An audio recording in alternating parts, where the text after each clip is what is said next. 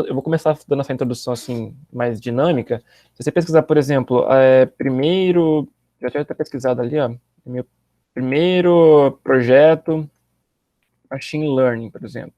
Machine Learning, eu escrevi tudo errado, não tem problema não.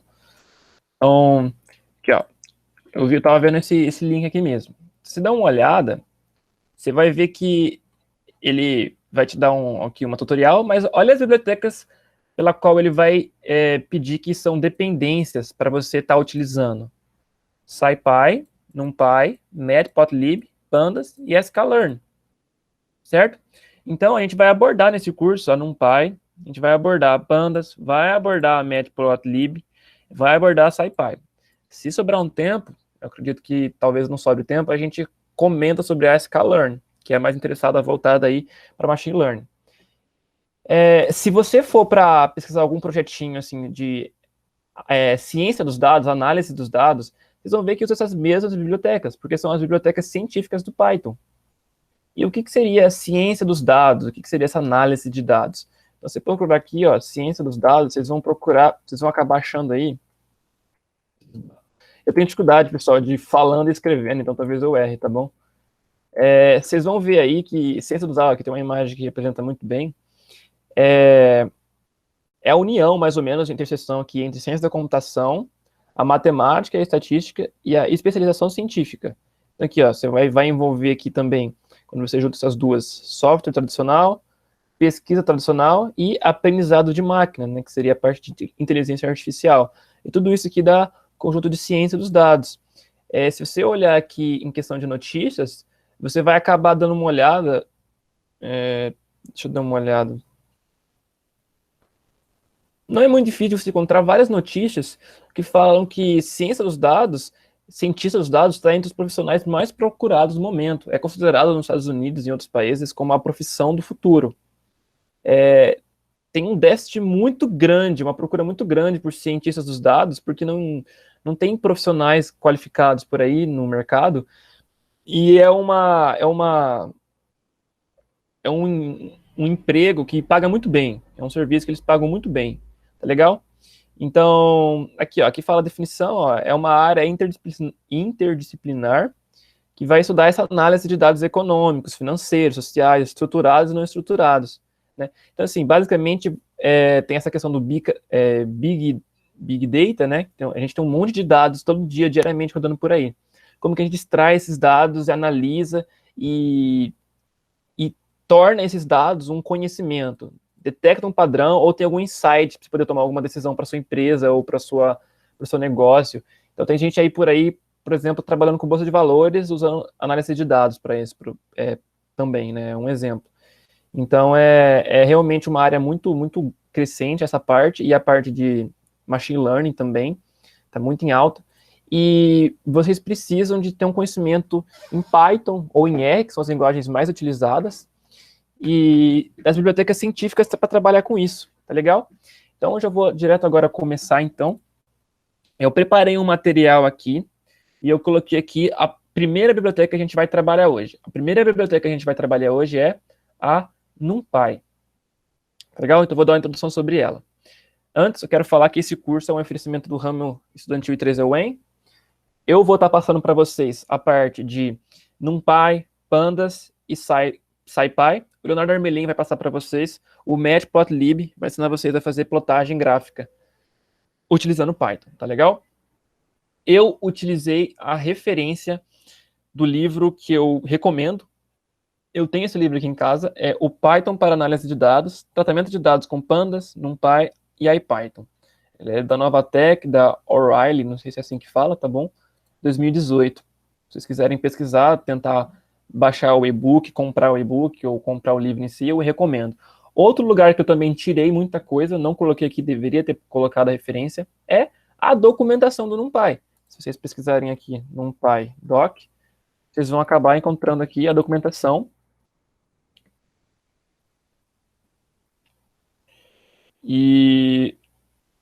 Perdão. Aqui também dá para, mas eu entrei aqui, ó, em overview, porque aqui a gente consegue vir aqui no Kickstart, ou seja, início rápido.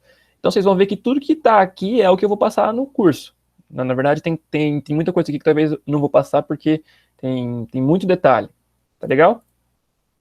Mas beleza, então vamos lá, vamos começar o curso aqui então. Então, primeira coisa que eu vou passar para vocês então é a introdução. O que significa NumPy? NumPy significa Numerical Python. É a biblioteca para a gente trabalhar com a parte numérica com o Python. O Python, ele já tem muitas ferramentas, uma grande quantidade de ferramentas para trabalhar com a parte de matemática. Tem a própria biblioteca dele já nativa, que é a Math. Você pode importar colocando import Math. Só que, por que a gente usa NumPy mesmo assim? Talvez alguém já ouviu falar que a linguagem C ela é muito rápida. Né? A velocidade de máquina assim, é muito rápida. Por quê? Porque C ela é compilada, é uma linguagem compilada. A gente já falou disso, mas basicamente, só retomando, quando você escreve um código em C e você clica lá em compilar, o que ele vai fazer? Ele vai transformar tudo aquilo lá para um arquivo de linguagem de máquina, um hexadecimal. Então, ele está convertendo para a língua do computador. Então, é claro que ele vai executar isso de forma mais rápida. Enquanto o Python não. O Python ele é uma linguagem interpretada. Então, eu escrevo um código, ele lê. Escrevo outro código, ele lê. E assim por diante. É interpretado, né? Como se fosse em tempo real. Então, ele é um pouquinho mais devagar que C, sim. Só que o NumPy, ele tem essa conexão com o C. Então, ele acaba sendo muito mais rápido, o NumPy. É porque, como o Python é usado muito para essa parte de machine learning e também de análise de dados, ciência dos dados, então a gente precisa de uma velocidade muito grande para trabalhar com números. Imagina se cada operação matemática fosse fazer, levasse esse tempo de demora que o Python costuma ter. Então não é tão interessante. É por isso que vem o NumPy, que ele é 100 vezes mais rápido do que a parte matemática do Python. Então, por exemplo, se eu importar lá uma biblioteca Math do Python, começar a trabalhar e fazer um código para fazer um processamento de uma matriz, eu executar esse código, olhar lá no VS Code ou nos SciPy, eu esqueci o nome da IDE, ou do Colab, qualquer interface que eu usar, acho que é Spider, se eu olhar lá quantos milissegundos demorou para executar o meu código, e depois eu usar NumPy para fazer isso, eu vou ver que é 100 vezes mais rápido usando NumPy. Tá legal? Então, a primeira coisa que a gente precisa aprender sobre NumPy é como importar ele. Então, assim, para importar o NumPy, a sintaxe é import, a gente sempre faz isso para poder sempre importar uma biblioteca, a gente sempre usa import, a gente usa NumPy, e esse snp, esse s, em tradução livre, significa, entre aspas, como. Então, eu estou importando NumPy como np. Ou seja, eu estou dando um apelido. Eu poderia colocar Léo aqui. É só para toda vez que eu for digitar NumPy, eu não precisar digitar NumPy. Então, eu escrevo np. Tá legal? Eu recomendo deixar np porque toda referência bibliográfica traz isso. Quando você olhar em algum lugar, você vai ver lá usando np. Eu poderia deixar sem? Posso também, não tem problema, né? Tá legal? Eu posso, então, executar aqui, ó, rodar essa célula que ele vai importar e ele vai deixar salvo aqui no meu notebook virtual que eu criei aqui no Google Colab. Eu posso disponibilizar esse link depois para vocês, eu vou, inclusive, vocês podem testar esses comandos que eu fiz aqui, tá bom? Aí aqui tem um tutorialzinho, eu até coloquei, ó, nota. Tem que rodar esse comando antes de usar o notebook, porque todos os próximos comandos, eles usam NumPy. Se você não tiver rodado isso aqui antes, você não vai conseguir, então, executar o NumPy. Então, assim, eu já passei um tutorial aqui de Google Colab. Para quem quiser usar o próprio setup, vai ter que instalar a biblioteca NumPy. Recomendo olhar lá no Google Docs. Mas para a gente que está usando aqui o Google Colab, vamos lá, eu vou conectar aqui o meu notebook.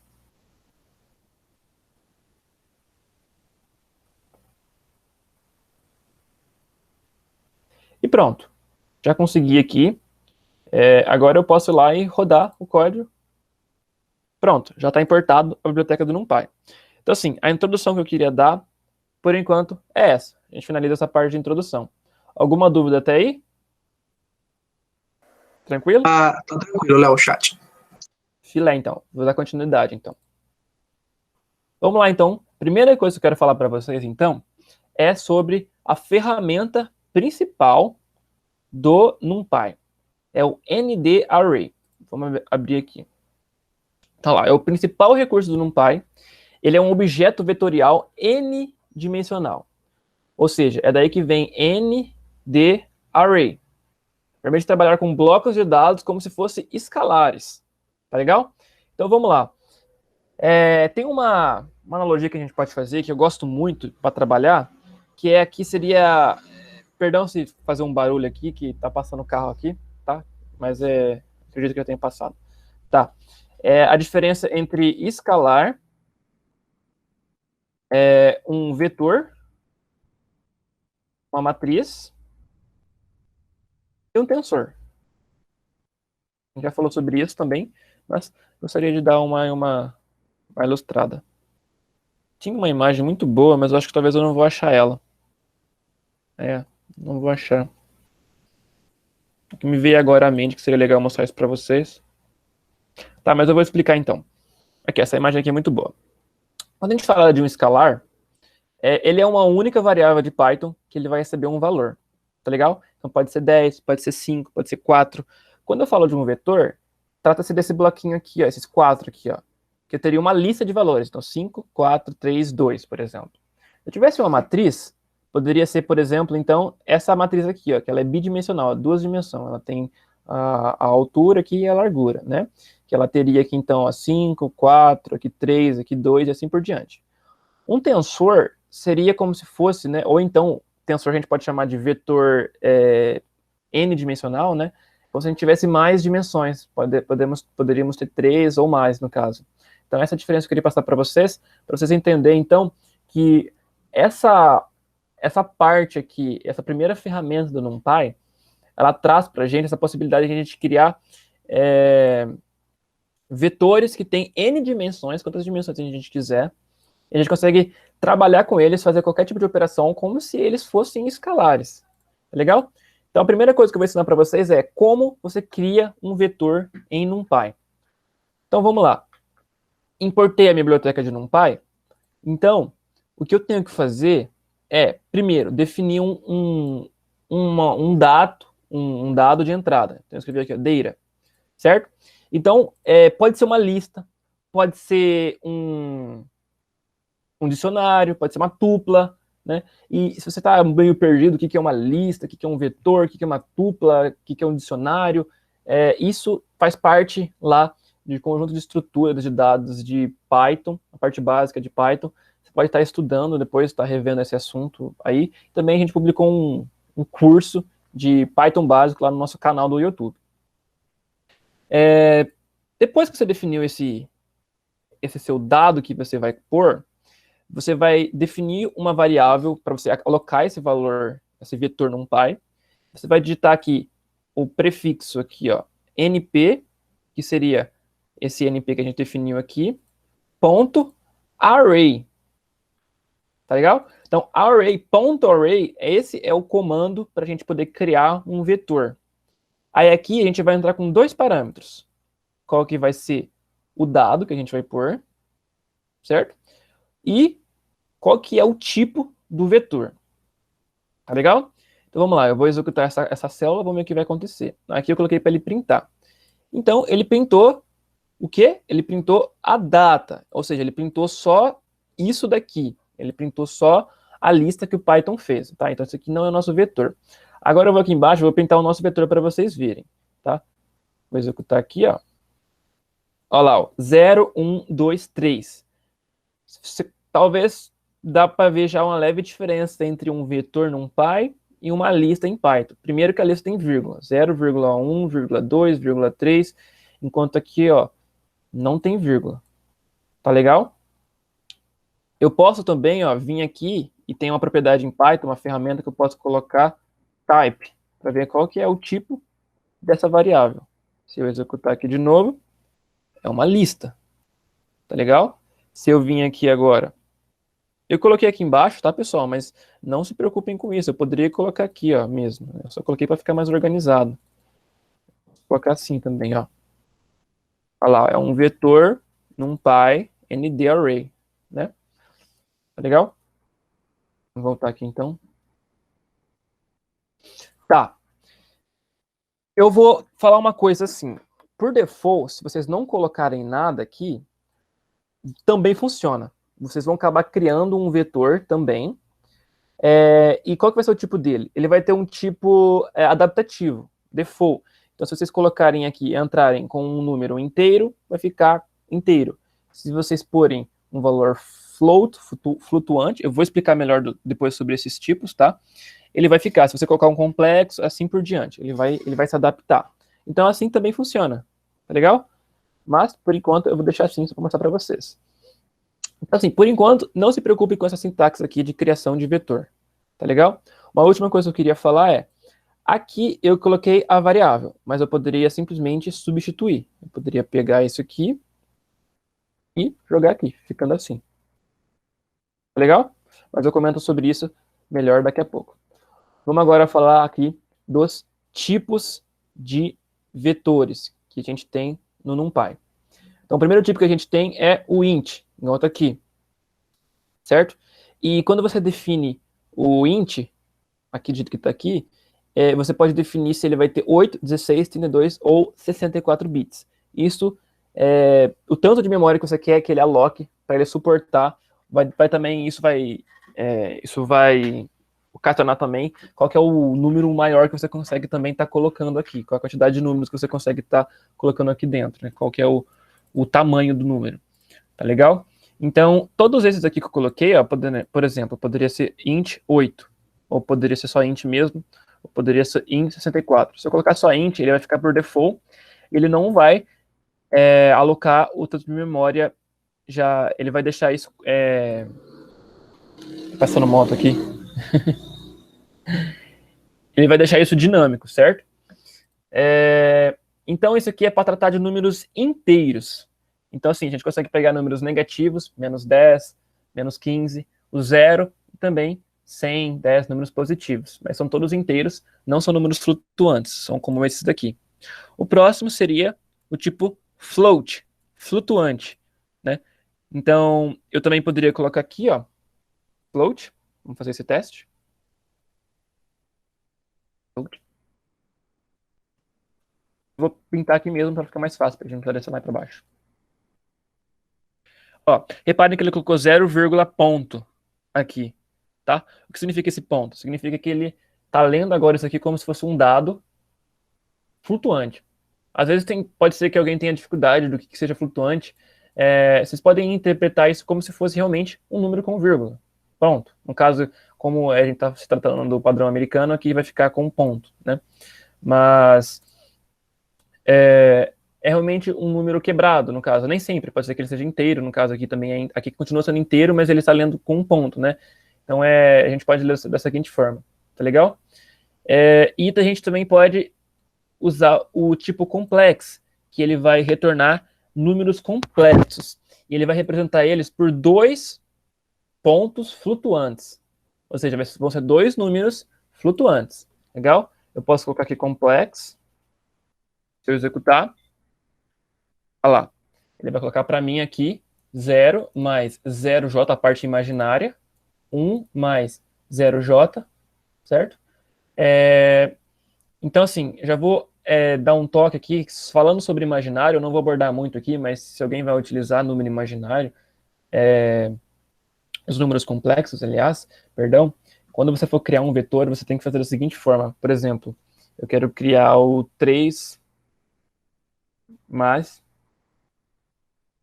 j, por exemplo. Eu não posso fazer dessa forma. Ele não vai entender. Então, se eu quero colocar assim, eu tenho que colocar um j. Tá legal? Para ele poder entender. Quer ver se eu colocar assim, ó, ele costuma dar erro. Olha lá. Agora, se eu colocar um j, vai ler perfeitamente. Posso colocar aqui 0, se caso eu queira que ele não tenha parte imaginária, ou eu posso colocar o número que eu quiser. 0.5. Legal? Vamos passar para o próximo passo, então. Booleano.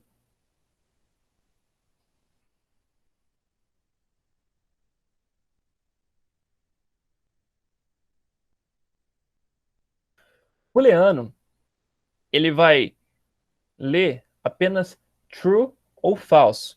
Então aqui a gente entrou com vários números que ele vai interpretar todos como true. Acredito que se eu colocar um 0 aqui, ele vai ler esse primeiro como false. Olha lá. Porque todos que são diferentes de 0 vão ser true, todos aqueles que são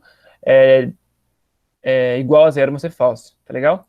Mas então esse aqui ó, é muito útil, eu vou mostrar depois para que serve, mas seria para a gente entrar com um vetor da seguinte forma. Então ele vai ler. Legal? Objeto tipo Python, eu coloquei aqui para vocês saberem o que é, mas a gente não vai abordar, tá bom?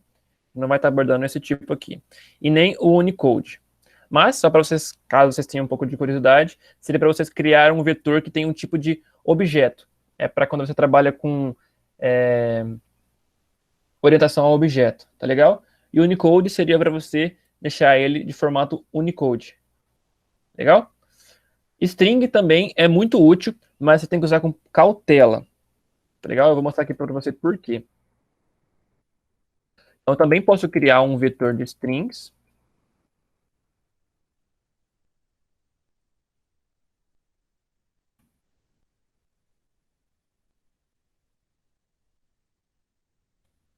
Ele vai funcionar aqui. Tá legal? Printou aqui com esse Bzinho aqui. Tá. Por que eu tenho que usar com cautela? É o seguinte, pessoal. A string ela vai ter um tamanho fixo sempre. E o que acarreta isso? Dependendo do tamanho que você ponha o tamanho da sua string que você vai estar colocando aqui, o que vai acontecer é que ele pode ser que ele tranca, ele quebra essa string e ela não fique do jeito que você queira pôr. Então, às vezes você quer colocar o nome completo de alguém aqui, quer colocar uma avenida e não sei o que, eu vou mostrar as aplicações disso. Então, assim, eu recomendo a utilização do Pandas para isso, que vai mexer com dados estruturados. Legal? Vou voltar aqui, ó. Vamos manter 1, 2, 3. É. Legal. Uma coisa que eu queria falar para vocês sobre criação de vetores é que muita gente confunde colocando assim, ó.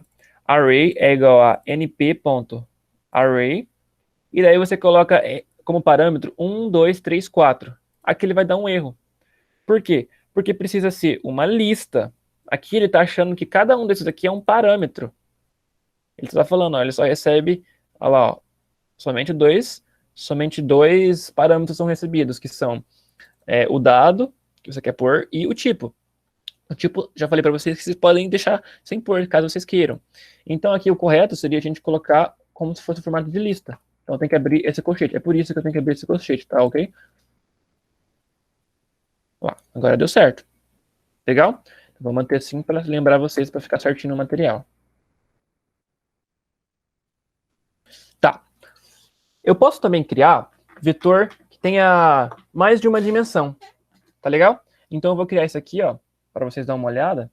Ó, eu vou primeiro criar, vou deixar separado aqui para ficar um pouco mais organizado. Então primeiro eu crio aqui o dado e depois eu jogo ele aqui dentro do vetor. Vou executar. Nós vimos aqui na nossa, eu criei aqui uma célula só para ficar printando, né? Então ele vai printar aqui para nós. Reparem que aqui eu fiz uma coisa que eu fiz de propósito para mostrar para vocês. Eu coloquei 0.3,4. Então, quando vocês vão referenciar, por exemplo, 0, vocês querem mostrar que isso é flutuante, vocês podem colocar 0 ponto. Não precisa colocar 0.0. O Python já vai entender. E se eu quero colocar 0.4, eu não preciso colocar o 0, posso colocar só 0.4, tá bom? É uma curiosidade aí que eu queria deixar para vocês estarem entendendo. Legal? Então aqui, ó, esse vetor que eu fiz aqui em Python, depois passei para transformar para vetor NumPy, vocês podem ver que eu botei aqui, ó, ele é um vetor bidimensional, com duas dimensões. Como que a gente pode saber qual que é o tamanho de um vetor? É o seguinte, ó, normalmente você simplesmente pode contar o número de colchetes que tem aberto, aqui, ó, 1, 2. Tá legal? Então isso aqui, ó, seria uma matriz, certo? Porque a gente tem aqui, ó, abre o vetor, e dentro desse vetor, a gente tem um vetor e dois vetores. Entenderam? Então, dentro de um vetor, eu tenho dois vetores. Legal?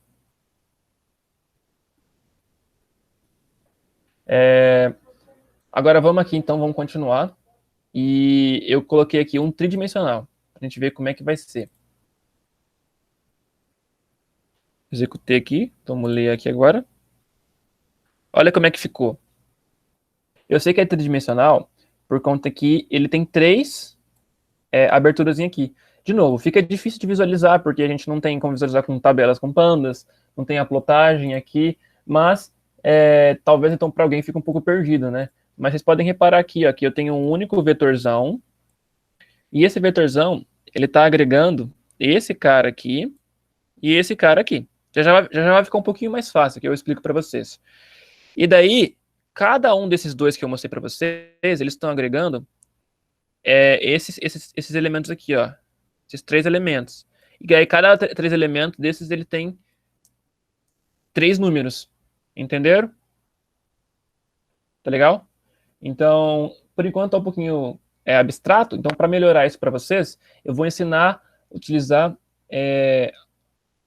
a ferramenta Ngine e o Shape, para vocês poderem ver o tamanho da dimensão e o número de dimensão. Eu vou explicar qual que é a diferença deles e como que vocês conseguem estar utilizando isso para compreender melhor. Então vamos lá, ó. Eu vou executar primeiro esse daqui, ó.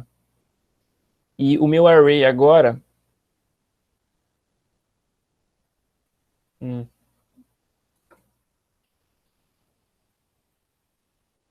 colocar inteiro. Olha lá, ele tá 1, 2, 3, 4. Então eu vou pegar e vou executar esse código aqui. Então olha como é que é simples. É só colocar o vetor que eu quero, ponto, ngine. O que ele vai fazer? Ele vai printar quantas dimensões tem esse vetor. No caso, uma dimensão. E o que o shape faz? O shape vai pegar qual que é o tamanho de cada dimensão. Então, a primeira dimensão tem 4 elementos. Vamos ver se é verdade? Aqui, ó, a primeira dimensão tem 1, 2, 3, 4 elementos. Tá? Agora eu vou executar, por exemplo, esse daqui, pela qual eu criei um vetor bidimensional. Vamos ver como é que ele vai fazer isso para mim. Olha lá, ele falou que a gente tem 2 dimensões e a primeira dimensão tem 2 elementos. Vamos ver se isso é verdade. Teria que printar aqui. Olha lá, ó. A primeira dimensão, que seria essa, ela contempla 2 elementos. Ou seja, esse aqui, ó, que eu vou circular aqui, ó, selecionar, e esse. A segunda dimensão é qual? Seria essa aqui que está nesse colchete.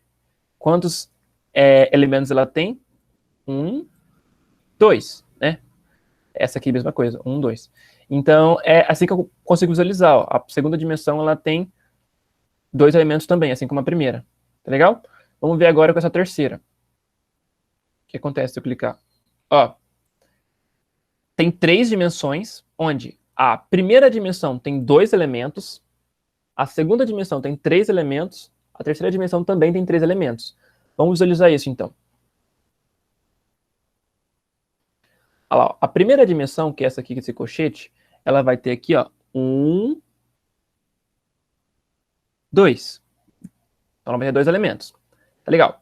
Agora, vamos ver a segunda. A segunda dimensão, ela vai ter 1, 2, 3 elementos. Tá legal? E, por último, a terceira dimensão vai ter 1, 2, 3 elementos também. Tá legal? Então, eu posso fazer um vetor de quantas dimensões eu quiser, e eu posso colocar quantos elementos eu quiser para deixar cada dimensão com o tamanho que eu quiser. Isso vai depender da nossa aplicação. Legal? Eu tentei dar uma ilustrada aqui para ver se vocês compreenderam, se ficou fácil de entender aqui. Espero que tenha ficado. E agora eu vou passar para a parte que falar de a função para você poder criar um array. Eu tenho várias funções diferentes que são muito úteis para nós. Mas antes de eu ir para essa parte aqui, então, eu quero verificar se tem alguma dúvida quanto ao que eu expliquei nessa parte de criação de vetor e análise das dimensões e tamanho de dimensão. Até agora, Léo, tá tranquilo. Só lembrando, tá, pessoal, que qualquer dúvida pode enviar no chat aí, viu? Legal. Estarei para tomar uma água também. Vamos então dar sequência aqui para o nosso curso. Tá dando para ler aqui, ó? Se não der também, eu vou passar esse material aqui no link depois. Dá sim. Dá sim, Léo. Tá. Eu consigo ir de boa. Então vamos lá. Nós temos várias funções para a gente criar um array. A gente não precisa criar ele sempre definindo os valores. A primeira que eu quero mostrar para vocês, então, é o próprio array. que a gente já usou aqui, já ensinei vocês, ó, np.array. O que ele faz? Ele converte listas duplas, arrays ou tipos de sequência, qualquer tipo de sequência de dados em Python para ND-array, que já expliquei para vocês o que é o ND-array. Legal? Nós também temos, eu só vou ilustrar, tá? Algumas eu vou mostrar, algumas eu vou só comentar, essa aqui eu vou só comentar, que é o AS-array, que ele converte a entrada, então assim, ele funciona da mesma maneira que o array. Qualquer tipo de entrada sequencial do Python que entrar, ele vai converter, mas ele não vai copiar, não vai fazer uma cópia dela, se por um acaso ele já for um ND-array. Depois eu comento sobre isso também, que tem um problema quando a gente usa a cópia. Eu vou explicar melhor para vocês sobre o que é esse negócio de você copiar um vetor ou não. Arrange. Ele é semelhante à função range de Python, mas ele vai gerar um NP-array. Eu vou demonstrar ele depois e creio que vai ficar um pouquinho melhor de vocês entenderem. Tá legal? Once e once like. Essa ferramenta, ela vai criar uma matriz só com uns. Eu coloquei matriz, mas pode ser um vetor também, pode ser o que você quiser. O que você definir, ele vai criar. Eu coloquei matriz, talvez ficou errado, era melhor ter colocado vetor, talvez eu corrija depois isso. Só com uns, ele vai preencher inteiro com uns. E o segundo, esse segundo aqui, ó, ele faz a mesma coisa, só que ele vai aceitar um array como parâmetro. Você vai colocar um array que você já tem, e ele vai copiar o formato e o tipo dele. Então, se eu jogar esse como parâmetro, ele vai fazer com que seja de 3 dimensões, certo? Onde a primeira vai ter 2 de tamanho, a segunda vai ser 3, a outra vai ter 3 também. E ele vai copiar o tipo. Se eu definir que o tipo é complexo, vai ficar complexo também, ele vai criar cheio de uns. Zeros é da mesma maneira, só que seria para criar vetores com zeros. Preencher tudo com zero. Eu vou mostrar também, vai ficar um pouco mais tranquilo de entender. Empty e empty like vai criar da mesma maneira. Ele vai alocar a memória também. Ele vai criar esses vetores alocando a memória, só que ele não vai preencher com um valor. Entenderam? Ele serve para você alocar a memória. Full like. Ele vai gerar um array com todos os valores definidos. Essa função a gente não vai abordar nesse curso, tá legal? Mas achei importante deixar aqui para vocês saberem que existe, se vocês quiserem estar pesquisando a fundo depois. Identify, a gente vai falar um pouco mais na frente também, mas ela serve lá para a parte de álgebra linear, para você criar uma matriz de identidade. Vamos comentar aqui sobre zeros e uns. Eu consigo aqui, então, a sintaxe seria igualzinho, eu pego uma variável que eu posso dar o nome que eu quiser, e eu coloco que ela recebe nb.zeros. E então, eu posso aqui estar colocando o formato, as dimensões que eu quero que tenha o meu vetor. Eu vou executar aqui, então, para vocês darem uma olhada, e vou pedir para printar aqui.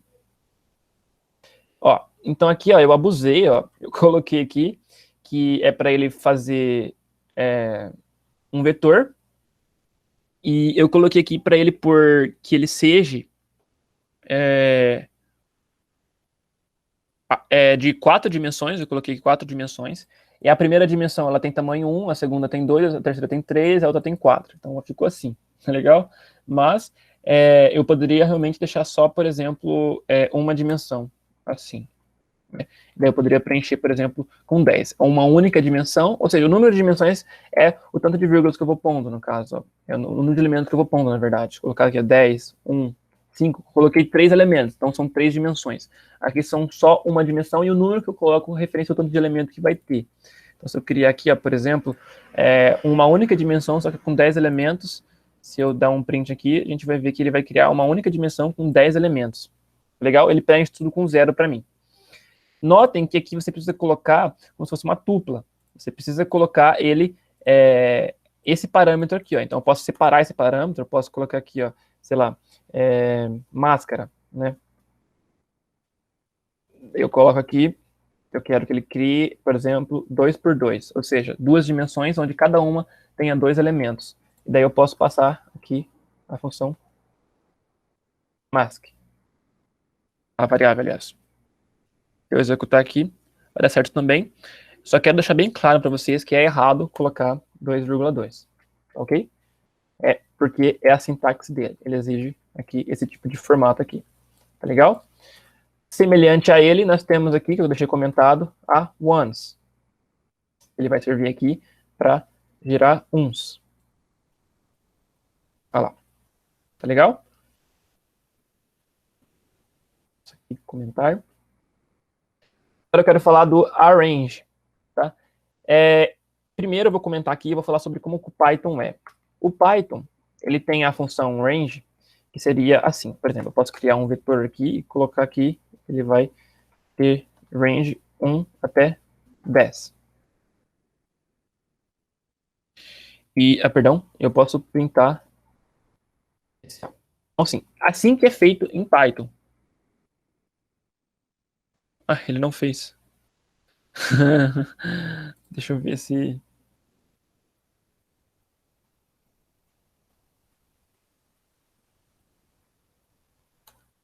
Por algum motivo ele não fez. Não tem problema, eu vou mostrar depois para vocês. Eu queria mostrar para vocês é que em Python, se eu errar alguma coisa nessa parte aí que faz tempo eu tô meio enferrujado em Python, o Léo pode me ajudar com qualquer coisa. Em Python, normalmente, esse primeiro abertura aqui, ele é um intervalo fechado, ou seja, ele vai contemplar o número 1. Entretanto, esse aqui, ele é um intervalo aberto, ou seja, ele não vai contemplar o 10. Tá legal? Então, ele vai contar assim, ó, 1, 2, 3, 4, 5, 6, 7, 8, 9. Se não me engano, é assim em Python. E no Python também não é diferente, tá legal? Léo, se eu tiver errado, você pode dar um toque aí, tá bom? Em alguma coisa, às vezes eu falo alguma coisa errada de Python. Então, assim, em NumPy não é diferente. Se eu colocar aqui para ele dar um arrange até 15, ele vai fazer isso. Primeiro eu vou tirar essa parte aqui, tá? Vamos comentar essa parte aqui. Se eu pedir para ele fazer isso para mim até 15, verifica como é que vai ficar aqui, ó.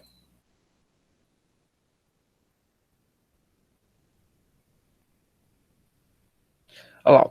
Primeiro que ele sempre vai começar de 0. Então ele vai começar 0, 1, 2, 3, 4, 5, 6, até o número 14. Ele pegou, então, 15 elementos. Então, o que está aqui dentro do arrange trata-se do número de elementos que eu vou ter, o número de números. Mas em programação a gente sempre sabe que começa com 0. Tá legal? Então é importante entender isso. Essa parte que eu expliquei aqui de como é que funciona o range lá em Python, por que o primeiro é intervalo fechado, o segundo é intervalo aberto, eu vou demonstrar depois onde é que isso é importante, tá? Mas por enquanto, então vamos continuar. Também quero apresentar para vocês aqui a ferramenta Reshape que tem em Python. O que ela faz? Eu consigo, então, criar um vetor, ou eu posso pegar um vetor qualquer, e eu posso aplicar o ponto Reshape. Tá legal? Não precisaria ser assim a sintaxe, eu poderia fazer da seguinte forma. Eu poderia pegar aqui, do jeitinho que está array, eu poderia falar array.reshape. E daí aqui eu falo qual é a dimensão que eu quero que ele esteja. Então, só que detalhe, né? São 15 elementos, então eu não posso, por exemplo, colocar 4 por 4. 4 vezes 4 a gente sabe que é 16, exigiria ter 16 elementos, vai dar erro.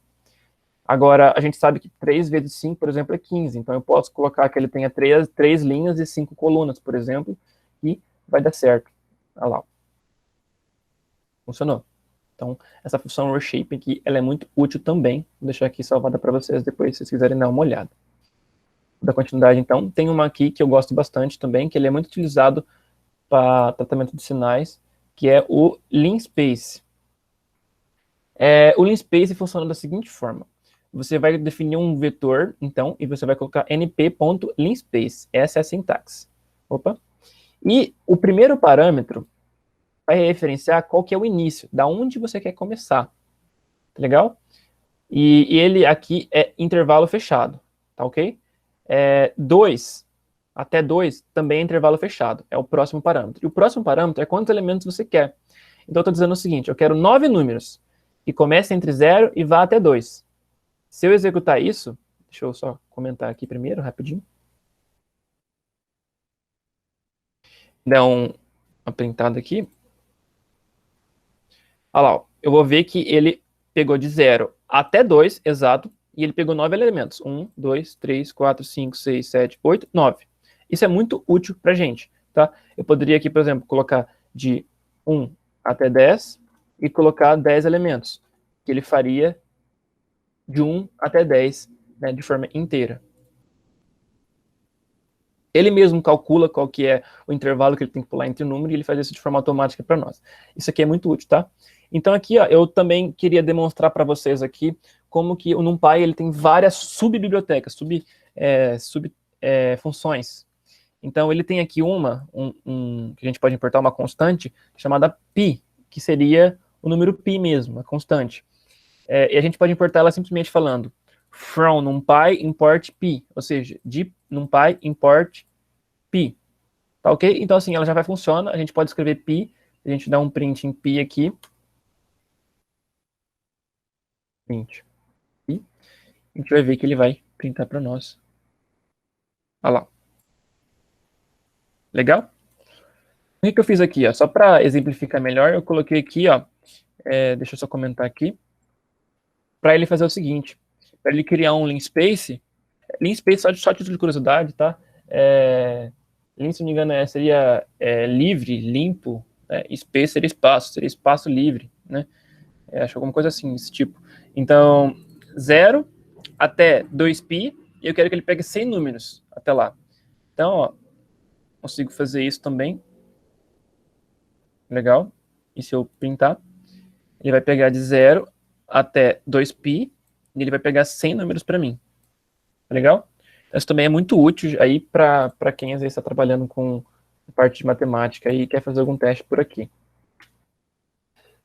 Agora eu quero falar para vocês, para a gente finalizar essa parte de criação de vetores, sobre números pseudo-aleatórios. Por que é pseudo-aleatório? Porque a gente até fala, pessoal, que é muito difícil você criar um número 100% aleatório.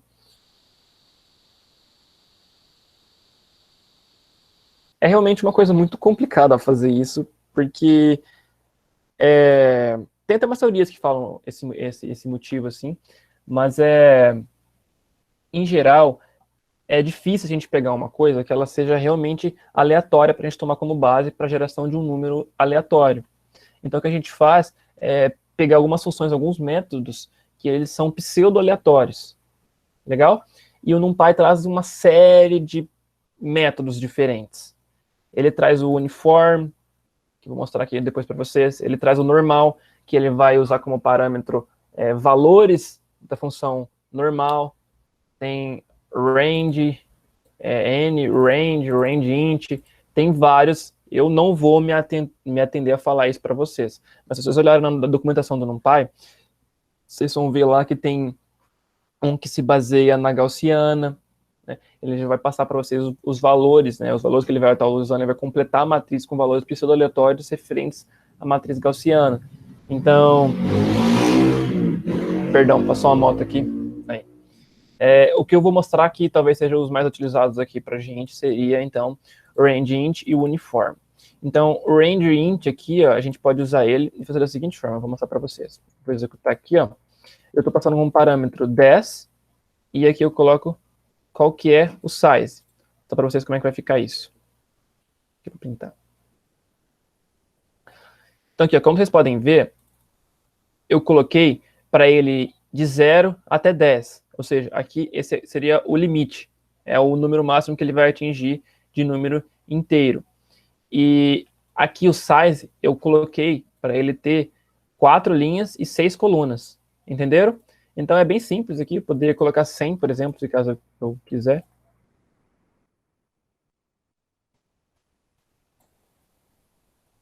Olha lá, que ele vai de 0 até 100. E eu consigo aqui, então, criar esses números da seguinte forma. Se eu quiser fazer isso com inteiro, então, com flutuantes, eu posso usar, então, o uniforme, que ele é um pouquinho diferente. Aqui eu coloco o número mínimo que eu quero que ele atinja em intervalo fechado. Então, por exemplo, 0, e o número máximo que eu quero que ele atinja em intervalo fechado. Por exemplo, poderia colocar 100. E depois, da mesma maneira, eu posso criar aqui um tamanho que eu queira que a matriz tenha. Ou então pode ser um vetor, eu posso colocar mais uma dimensão. E ele vai criar, então, para mim, de forma flutuante, de 0 até 100. Legal? Isso aqui é muito utilizado, por exemplo, se você quiser fazer um algoritmo genético, e onde ele vai simular aí o processo de evolução para poder tá fazendo otimização, certo? E nessa otimização você precisa estar gerando valores aleatórios para você poder fazer mutações aleatórias, que é onde você vai simular essa parte de evolução. Então, é realmente uma função muito útil para nós. Pessoal, eu terminei aqui então a parte que fala sobre o ND Array e terminei a parte que fala de criação de vetores. Agora a próxima etapa seria falar de indexação e fatiamento. Ficou alguma dúvida sobre isso? Tá tranquilo, Léo. Ninguém mandou nada ainda. Filé. Tomar uma água aqui. Isso. Vamos continuar então. Pessoal, se tiver maçante de novo, eu peço desculpas, tá? Mas é porque não tem como fazer esse curso de forma mais dinâmica, tá legal? Mas amanhã já vai ficar mais legal já, porque amanhã a gente vai mexer com pandas, vai mexer com dados. Talvez se eu conseguir sobrar um tempinho, eu dou uma palhinha da manhã só para mostrar o que a gente vai trabalhar. A gente vai também mostrar num Matplotlib, vai ficar bem mais legal. Mas então vamos lá. Agora a gente vai falar sobre indexação e fatiamento utilizando o NumPy. Tá. Quando eu tenho um vetor, já que eu criei ele usando aquelas ferramentas que a gente utilizou, então aqui eu vou executar essa daqui, ó. Então, vamos dar uma retomada lá. Então, assim, de novo, eu posso usar o array para criar da mesma maneira que eu quiser aqui. E eu posso ir lá e criar ok. Eu posso ir lá e também criar ele de forma randômica, ou então posso até, inclusive, criar dessa forma. Eu queria mostrar para vocês aqui, ó. Até mostrei que você pode dar essa indentação. Você pode dar um enter e fazer dessa forma para você poder enxergar da forma mais bonita como que ficou, tá ok? Se eu quiser referenciar, pegar algum elemento lá dentro do meu vetor em si, isso se chama indexação, tá legal? Se eu quiser também alterar algum valor lá dentro, e se eu quiser também pegar só uma parte do meu vetor, só alguma parte interessante, isso seria fatiamento. Então, essas técnicas aí, elas são muito interessantes. Eu vou passar para vocês indexação e fatiamento básico, mas tem indexação e fatiamento avançado, tem formas avançadas de fazer isso, tá legal? Então vamos lá. A primeira forma que você pode fazer isso, já que de cara é a mais simples, certo? Seria aqui, ó, eu definir uma variável e ela vai pegar A, e ela vai pegar o elemento 3 desse vetor aqui. Aí a gente pode pensar, pô, o terceiro elemento vai ser o 30, né? Por quê? 1, 2, 3. Errado. Em programação, a gente sempre começa a contar com 0. Então, ó, 0, 1, 2, 3. Então, EA3 vai ser igual a 40. A gente pode deixar aqui printar. Talvez vai ficar um pouco... Eu acho que eu não vou usar essa minha célula aqui, não, senão vou ter que ficar descendo toda hora. Eu vou colocar, então, aqui. Então, eu vou executar aqui para vocês darem uma olhada lá. É 40. Tá ok? Uma outra coisa que eu posso fazer é estar colocando esse intervalo, esses dois pontos aqui. Tá ok? E é aqui que eu queria ter explicado lá em Range. Eu expliquei para vocês lá. Acho que me adiantei um pouco, mas enfim. É aqui que eu queria que vocês entendessem que esse primeiro aqui, vou mostrar para vocês que ele é um intervalo fechado e esse é um intervalo aberto. Certo? Eu vou mostrar aqui para vocês.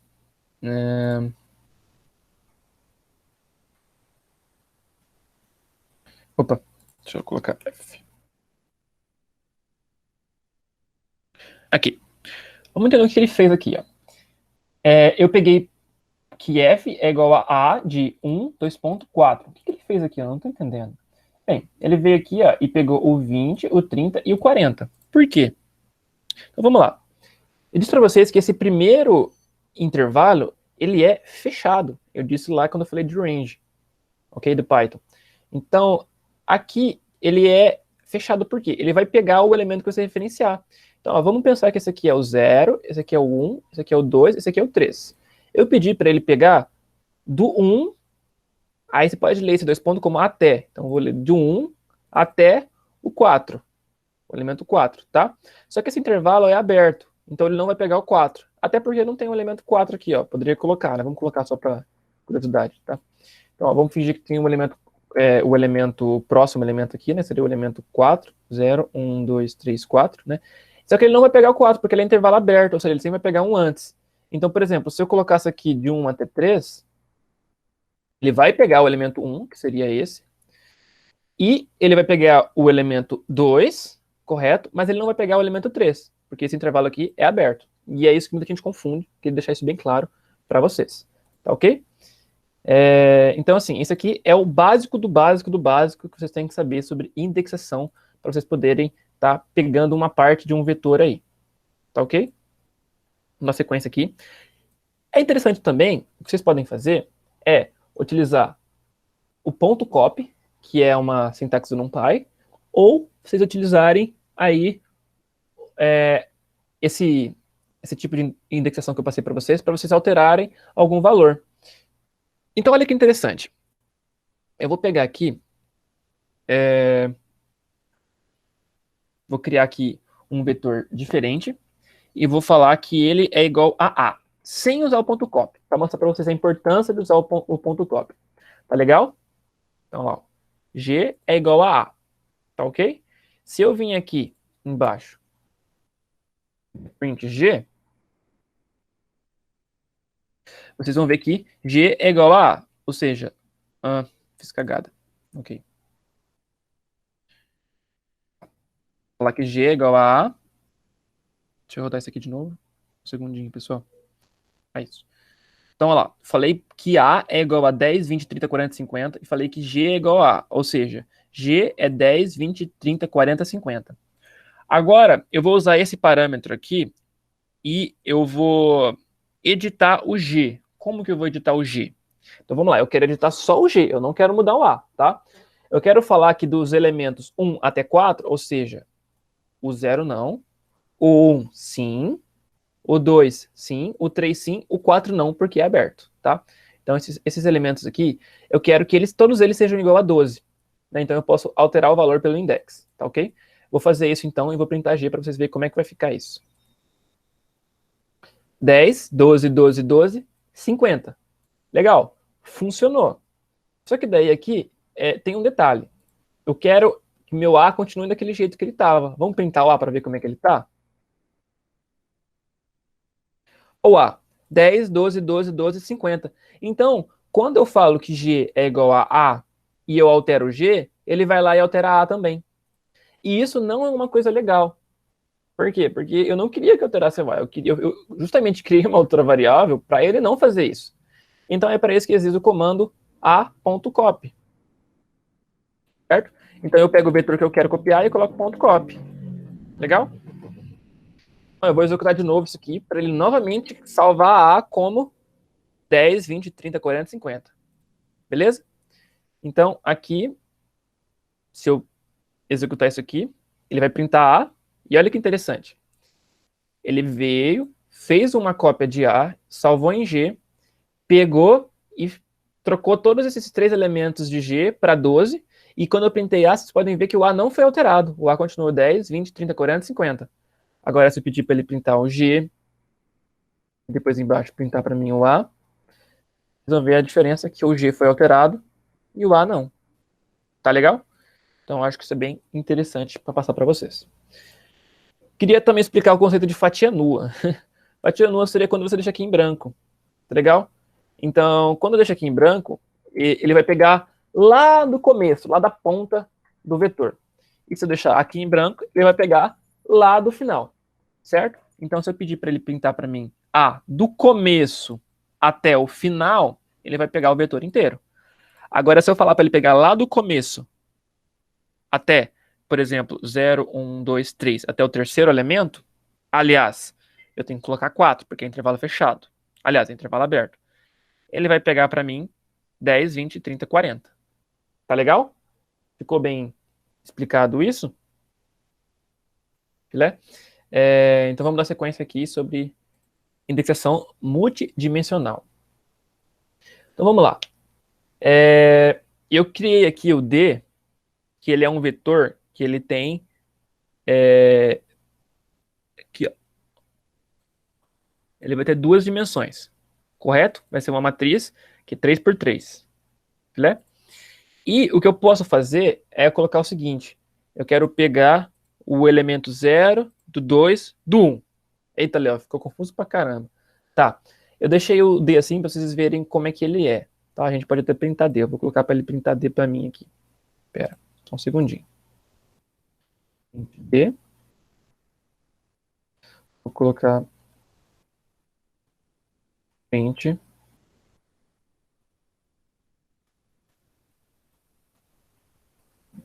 Aqui eu pedi para ele pintar o C, na verdade, né? Eu sei que eu fiz isso.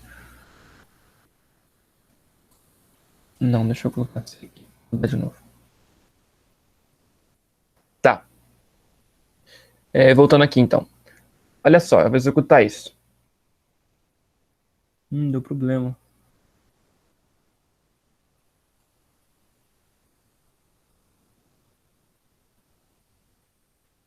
Ah, tá. Tá, entendi, pessoal. Tá, aqui eu fiz um erro. Olha o que eu tentei fazer. Isso mostra bem, eu tô me confundindo aqui, tá?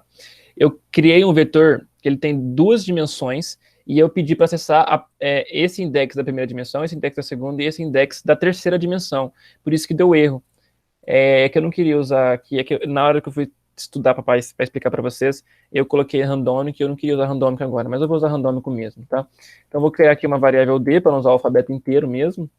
E ele vai pegar o C e ele vai entrar lá. Eu vou pintar C e vou pintar D aqui. Então, já executei lá. Não, eu não executei ainda. Tá legal. Olha só, então. Ele gerou números aleatórios. Legal? Que foram esses. Então, eu printei o C aqui, ó. Tá? Lembrando que esse C tá onde? Esse C tá aqui, ó. É essa função que gerou 3 por 3 por 3, ou seja, 3 dimensões, em que cada dimensão tem 3 elementos. Tá. E daí, na primeira dimensão, eu pedi para ele acessar o elemento 0. Então vamos lá, a primeira dimensão, como eu já expliquei para vocês, é essa, correto? E ele vai ter o elemento 0, que seria esse cara aqui. Ele vai ter o elemento 1, que vai ser esse cara aqui. E ele vai ter o elemento 2, que vai ser esse cara aqui.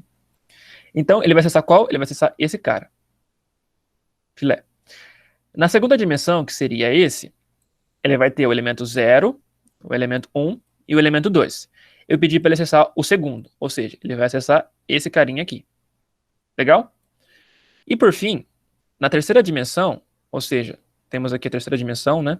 Ele vai ter o primeiro elemento, aliás, o elemento 0, elemento 1, elemento 2. Eu pedi para ele acessar o 1, ou seja, esse carinha aqui. Então, de todos os elementos que eu pedi para ele referenciar, eu pedi para ele pegar esse carinha aqui. Vocês podem ver aqui que ele printou o elemento D e funcionou. Ele pegou exatamente o valor que eu queria. Aqui ele come um pouquinho na hora de exibir, né, para não ficar extenso, né, mas o número completo tá desse tamanho aqui. Beleza? Outra forma de referenciar isso que eu deixei aqui é semelhante, seria eu colocar assim, ó, tudo no mesmo colchete, 0,2,1. Isso também funciona, tá bom? Ela vai dizer que não vai dar erro, vai dar o mesmo resultado. Legal? Vou comentar aqui para vocês. Aqui, a gente já ficou passado aqui para vocês aqui a parte de indexação multidimensional. Agora eu vou entrar numa área que ela é bem dificinha de entender, tá bom? Eu tentei aqui ilustrar de várias maneiras diferentes, que é a parte de fatiamento. Enquanto a indexação a gente consegue indexar para poder pegar um elemento, em fatiamento a gente consegue pegar um outro vetor, um vetor filho dentro desse vetor maiorzão. A gente pode pegar só uma parte dele. Isso se chama fatiamento. A gente vai fatiar. E, assim, para eu mostrar isso tridimensional, ficaria um pouco difícil de visualizar. Se eu mostrar isso unidimensional, ficaria muito simples, né? Talvez quando eu for trabalhar de bidimensional, que é o mais complicado, a gente tem essa dificuldade. Então eu optei por ensinar em bidimensional, e daí tudo que vocês aprenderem aqui, vocês vão conseguir aplicar em uma dimensão e também em 3 dimensões. Tá ok? Então, eu criei aqui, quer ver?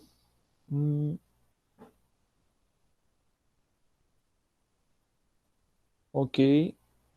Tá. Então, assim, eu criei aqui um exercicinho, que a gente tem um vetor, que ele é 3 por 3, pode ser, por exemplo, esse aqui, que a gente estava usando aqui, o C, tá bom? Mas não se importem com o valor que ele tem, tá? Não se atentam ao valor que ele tem, tá ok? E eu fiz um desenho aqui, ó. Então, vamos supor que tem valores qualqueres aqui, valores hipotéticos, pode ter 10, 5, 4, menos 3, qualquer valor que tem aqui, tá bom? E eu coloquei aqui, ó, esse pequenininho aqui pra gente referenciar, tá? Então, vamos supor que esse aqui ele é o elemento 0, 0. Aliás, ele é o valor 0, 0. Esse aqui vai ser o 0, 1. Esse vai ser o 0, 2. O 1, 0. O 1, 1. 1, 2. 2, 0. 2, 1 e 2, 2. Tá? Consegue entender? Sempre começa de 0. É por isso que tem, né, dessa forma aqui. Tá. Vamos lá. Vamos supor, então, que eu passe o comando, esse seguinte comando aqui, ó, array, para ele pegar lá do início até o segundo elemento, lembrando que é intervalo aberto, tá? Do primeiro elemento fechado até o final. Como que ficaria isso? Que vetor que daria isso? Então vamos lá, vamos por partes. A primeira parte que a gente tem aqui é linha. Então vamos olhar, vamos analisar as linhas. Ele quer pegar lá do começo até o segundo, tá? Mas ele não quer abordar o segundo. Por quê? Porque aqui é intervalo aberto, ou seja, ele vai pegar esse e esse. Então vamos lá, vamos escrever nas nossas linhas. Vou escrever um x aqui, um x aqui, um x aqui, um x aqui, um x aqui, um x aqui. Tá legal. Então, a gente sabe que ele está referenciando essas linhas. Tá, agora vamos ver que colunas ele quer pegar. Ele quer pegar da coluna 1 em diante. A coluna 1 a gente viu que é essa aqui, ó, essa coluna em diante, ou seja, para cá. Então ele vai pegar essa, essa. Portanto, vocês conseguem dar uma olhada aqui, ó, que aonde ficou 2x, aqui faltou um x, né? Onde ficou 2x, vai ser a matriz que ele vai pegar. Ou seja, se a gente pegar um vetor bidimensional que ele seja uma matriz 3x3, por exemplo, e aplicar esse parâmetro aqui que eu mostrei para vocês, ele vai pegar esses elementos aqui, ou seja, ele vai fatiar esse vetor em um outro vetor bidimensional 2x2, que vai pegar esses elementos aqui. Tá legal? Ficou fácil de entender? Opa, deletei coisa demais. Vamos lá, vou apagar aqui então, porque tem um pouquinho de paciência comigo. Oh! Ficou meio ruim de apagar, né? Mas aqui ficou bem ilustrativo.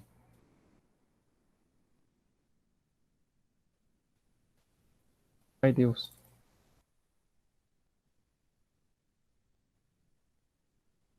Tá. Vamos fazer um outro exercício, então. Vamos pegar esse aqui. Esse aqui é bem facinho, ó. O que ele está pegando aqui? Ó? Ele está pedindo a segunda linha inteira, certo? Então, seria essa aqui, ó. Então, seria só essa daqui, tá legal? Vamos pegar esse aqui, ó. Vamos lá. Não vai dar para fazer todos, porque nós não temos tempo. Ele quer a primeira linha inteira, ok? Então, vamos escrever a primeira linha inteira. Quando eu falo, perdão, primeira não, a linha 1, tá? Eu falo errado, tá bom, pessoal? É porque tem a 0, aí eu falo que é primeira, mas na verdade é 1, né? E daí tem a 2. Não vou parar de falar primeira, tá? Eu vou falar como 1. Ele quer a linha 1. Linha 1 vai ser essa, porque eu já expliquei que essa aqui é 0. Tá ok? Aqui, ele quer que eu pegue lá desde o começo, em colunas, até intervalo aberto, o segundo. Ou seja, ele quer que eu pegue essa daqui, essa daqui, essa daqui, essa daqui, essa daqui, essa daqui.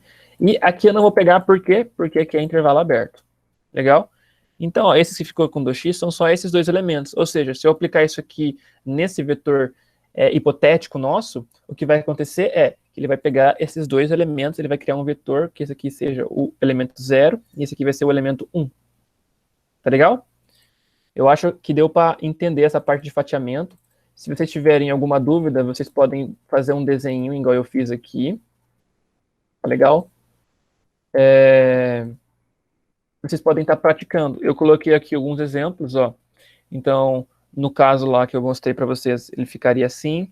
O outro caso que eu mostrei lá, todos esses casos, esses 3 casos aqui, ó, eles são igualmente si, todos eles vão dar esse daqui.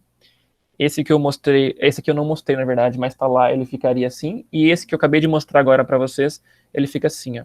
Legal? Eu criei aqui pequenos vetores, onde só para explicar melhor o que eu quis dizer, 0 é o que ele não pegaria do vetor simbólico, né, do vetor imaginário que a gente está fazendo, e 1 seria os elementos que ele pegaria. Não sei se deu para entender, pessoal, não sei se a didática que eu tentei apresentar aqui foi interessante, eu espero que sim. Tá legal? Assim, essa parte aqui de indexação com fatias, vou executar aqui, pra vocês darem só uma visualizada como é que ficaria. Eu vou pedir para ele printar a D.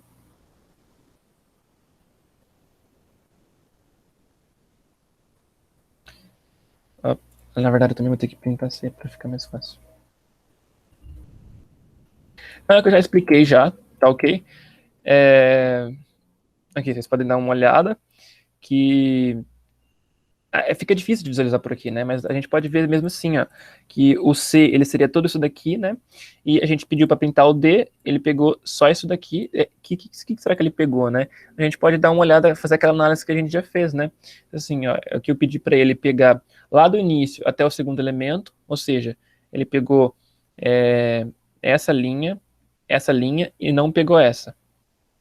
Okay? Na verdade, deixa eu fazer aqui um print só para ficar mais fácil de vocês visualizarem, tá ok?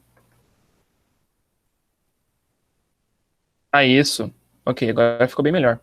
Então vamos lá, ó. Eu pedi para ele aqui, ó, pegar, falando de linhas, né? Eu pedi para ele pegar para mim aqui esse e não pegar esse, né? Porque vai até 2 só e não pega o 2 em si. E depois daqui eu pedi para ele pegar do 2 até o final. Então, assim, na verdade aqui não fez muito sentido, né? Ele vai pegar só aqui, só isso aqui. Então aqui, quer ver? Oh, mas isso aqui tem 3 dimensões. Ah, daí a terceira dimensão ele vai pegar tudo que ele quiser, né? Então aqui ele vai pegar o 4, 77, 54. No caso, ele vai pegar esse daqui. Ah, pessoal, aqui eu escrevi errado, é porque eu peguei um vetor com 3 dimensões, no caso. Mas é certo, funciona da mesma maneira que a gente explicou, tá ok? Realmente é só vocês utilizarem um vetor 2 por 2, que ó, seria o D que eu queria pegar, né? Cadê?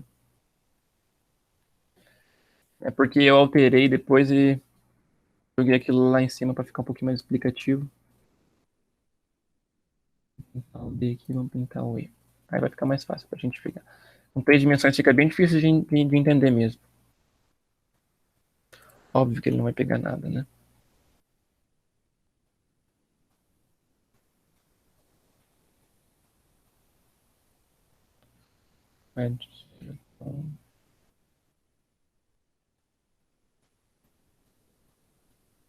Ué.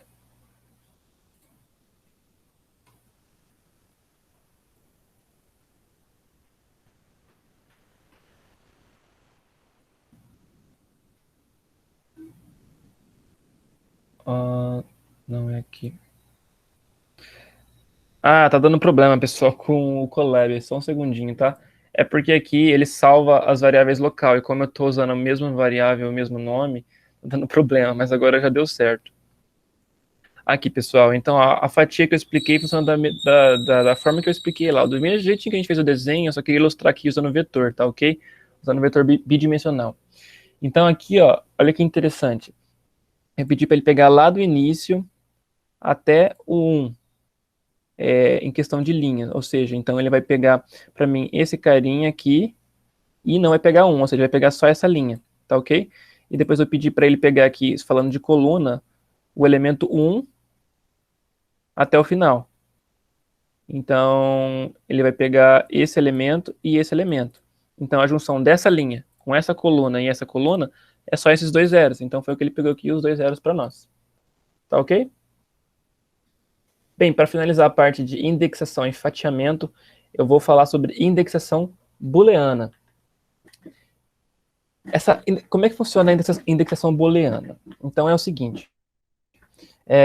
Primeira coisa, eu vou criar um vetor aqui colocando strings. Então, coloquei nomes aqui, eu coloquei Leonichel, Leonardo, Rodolfo, Bento, Força, Rodolfo, Leonichel, Bento, Leonardo. E eu criei dados, né, uma função de dados, que ela é randômica, e ela tem 9 linhas, referenciada a cada pessoa. Mas eu fiquei com preguiça de escrever um vetor eu mesmo, mas eu poderia ter feito, tá bom? E vamos fingir já aqui uma aplicação prática. Vamos pensar que eu tenho 9 pessoas, eu crio 9 pessoas, então eu coloquei 9 pessoas aqui. E daí eu crio um vetor que ele tenha 9 linhas. E daí ele tem 4 colunas. E eu vou escrever dentro dele os dados. Então, por exemplo, Leonichel vai estar associado à linha 0, porque ele está no 0 aqui, tá ok? E daí, nas 4 colunas, o que eu vou pôr?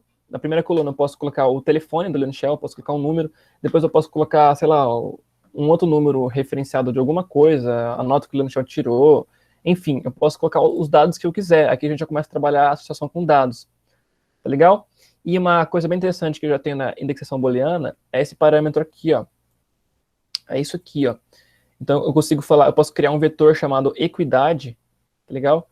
Deixa eu colocar para pintar aqui. Equidade. Que ele vai fazer o seguinte, ó. Ele está perguntando aqui, ó. Qual nome tem equidade com Rodolfo? Qual desses vetores? Se eu printar isso, ele vai fazer o seguinte, ó. Ele vai verificar que no elemento 0 não é Rodolfo, no 1 também não, aqui é. Então ele vai colocar assim, ó, falso, falso e true. Vê que legal? Olha lá, ó, falso, falso, true, falso, falso, true, falso, falso. Ele deu true aqui no elemento 0, 1, 2, 3, 4 e no elemento 5, certo? Que realmente é onde tem Rodolfo aqui. Legal? Eu posso também fazer correlação. Isso aqui é interessantíssimo. É eu correlacionar meu vetor names com o meu vetor data. Então, como assim? Eu quero fazer uma indexação booleana, perguntar onde é que tem Rodolfo. Legal? Então ele vai falar para mim, ó, tem aqui no elemento 0, 1, 2 e no elemento 5, né? 0, 1, 2, 3, 4, 5.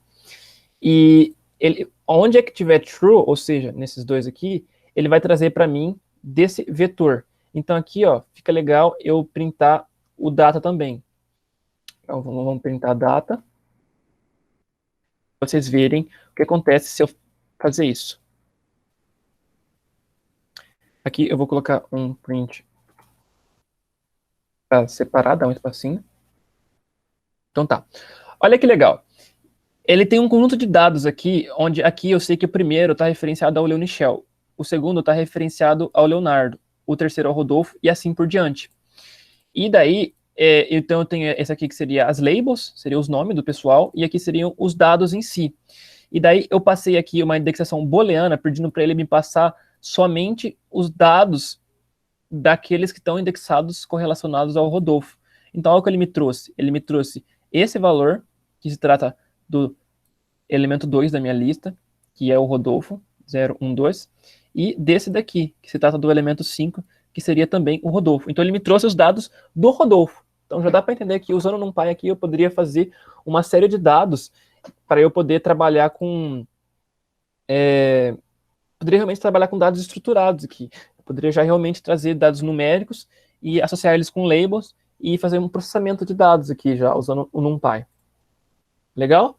Eu posso fazer uma coisa também que eu posso fazer negando. Então, eu posso colocar um till na frente da operação. Sim. Daí eu coloco um tillzinho aqui.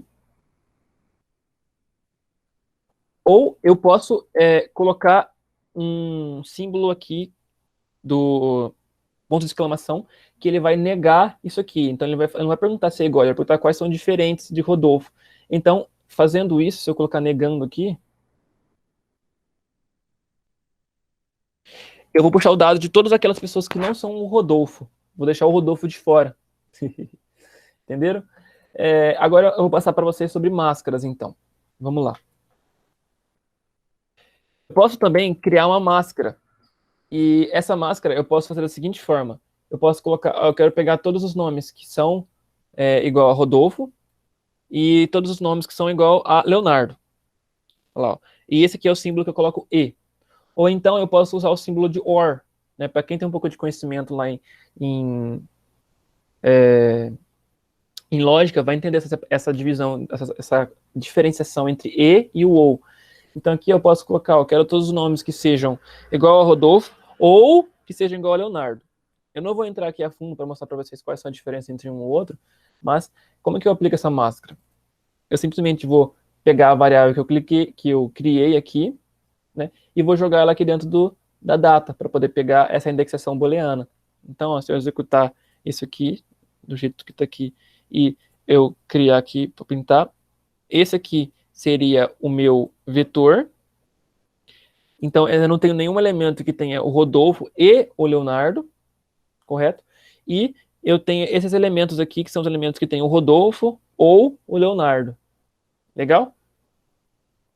Bem, então assim a gente finaliza essa parte mais pesada do curso de NumPy, que seria a parte de indexação e fatiamento. Então, antes de eu prosseguir para o próximo passo, eu queria ver se o pessoal tem alguma dúvida aí em referência a isso. Até agora, Léo, tá tudo tranquilo. Legal.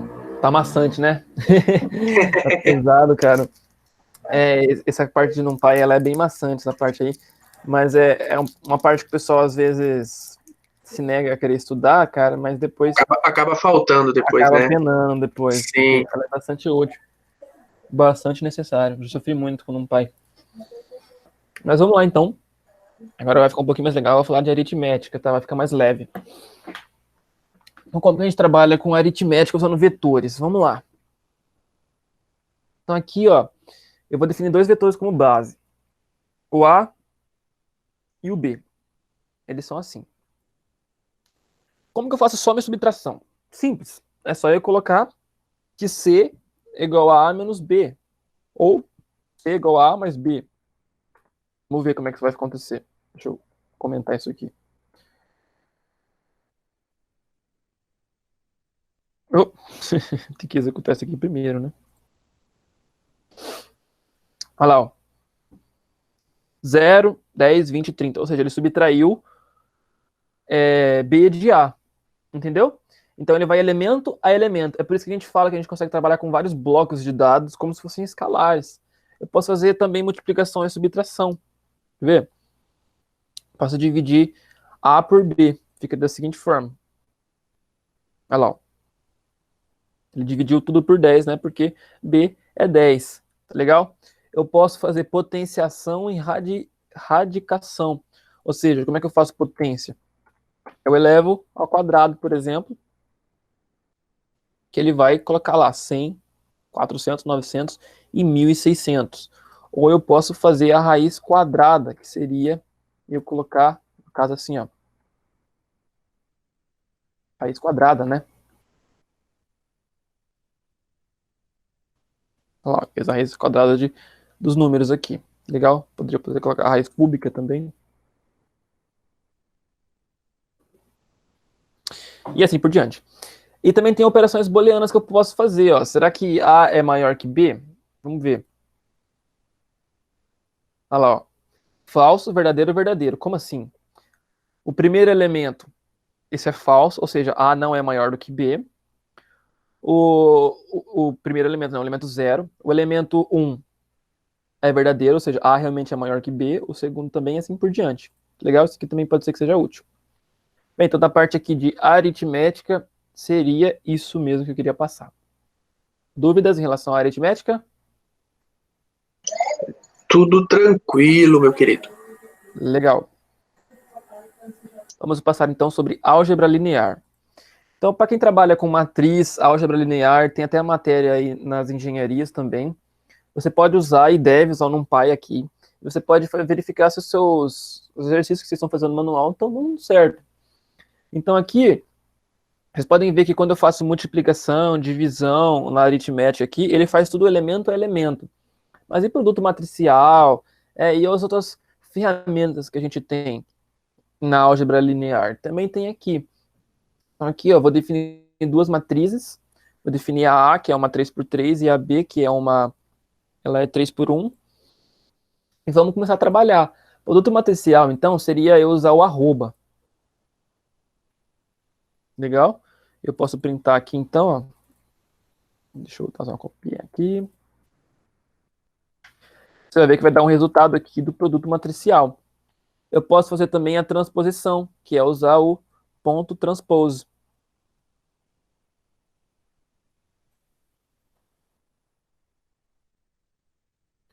Vocês deram uma olhada no que acontece? Ó, 1, 2, 0. No caso, né? Aqui, ó, 1, 2, 0. Então ele fez a transposição, tá? Eu posso inverter a matriz. Isso aqui é muito legal. Por quê? Inversão de matriz é um cálculo que ele é um pouco chato de fazer. E aqui a gente faz com um simples comando, né? A gente simplesmente dá np.lim alg.inverse e você coloca A aqui. Se eu printar aqui o inverso disso, né? Então, vamos lá, aqui está o inverso da matriz de A, tá legal? Eu posso também criar uma matriz de identidade, 3x3, que foi o que eu falei para vocês lá naquele outro, naquela parte que eu ensinei vocês a criar vetores. Olha lá, criou uma matriz de identidade. Eu posso passar aqui por um parâmetro 5, por exemplo, que vai definir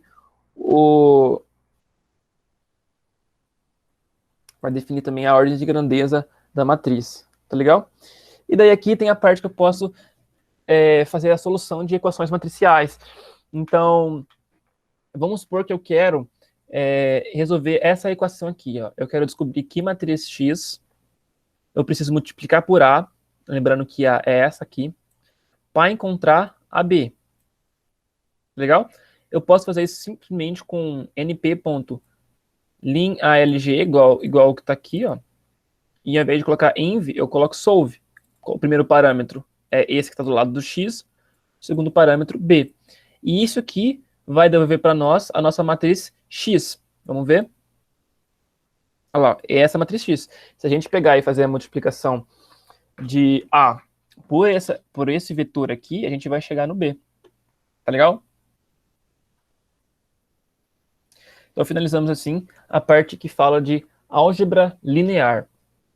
Agora, pessoal, eu vou falar, então, da parte de métodos matemáticos e estatísticos do NumPy. Novamente, eu vou definir os mesmos vetores de base. E aqui, eu queria mostrar para vocês que a gente tem algumas opções bem legais que a gente pode trabalhar aqui, que os mais interessantes são soma e média. Então, aqui, ó, a gente pode colocar...